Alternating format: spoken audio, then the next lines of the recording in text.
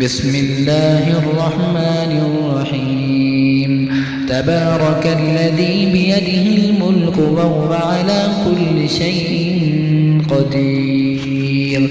الذي خلق الموت والحياة ليبلوكم أيكم أحسن عملا وهو العزيز الغفور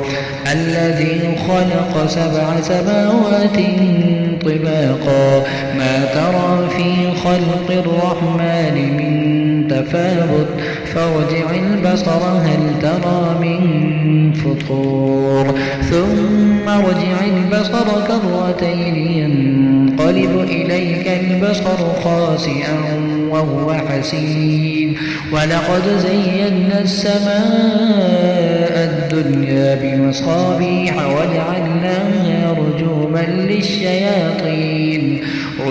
للشياطين وأعتدنا لهم عذاب السعير وللذين كفروا بربهم عذاب جهنم وبئس المصير إذا ألقوا فيها سمعوا لها شهيقا وهي تفور تكاد تميز من الغيظ كلما ألقي فيها فوج سألهم خزنتها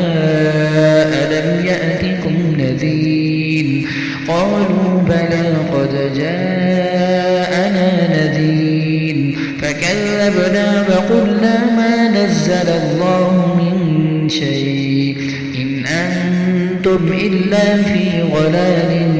كبير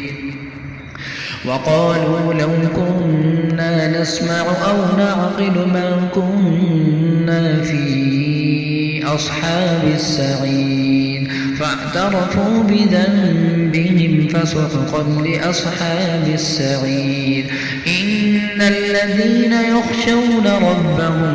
بالغيب لهم مغفرة وأجر كبير وأسروا قولكم أو اجهروا به إنه عليم بذات الصدور ألا يعلم من خلق وهو اللطيف الخبير هو الذي جعل لكم الأرض ذلولا فامشوا في مناكبها وكلوا من رزقه وإليه النشور أأمنتم من في السماء أن يخسف بكم الأرض فإذا هي تمور أم أمنتم من في السماء أن يرسل عليكم حاصبا فستعلمون كيف نذير ولقد كذب الذين من قبلهم فكيف كان نكير أولم يروا إلى الطير فوقهم صافات ويقبضن ما يمسكهن إلا الرحمن إنه بكل شيء بصير أمن هذا الذي هو جند لكم ينصركم من دون الرحمن إن الكافرون إلا في غرور أمن هذا الذي يرزقكم إن أمسك رزقه بل لجوا في عتو ونفور أفمن يمشي مكبا على وجهه أهدى أمن يمشي سويا على صراط مستقيم قل هو الذي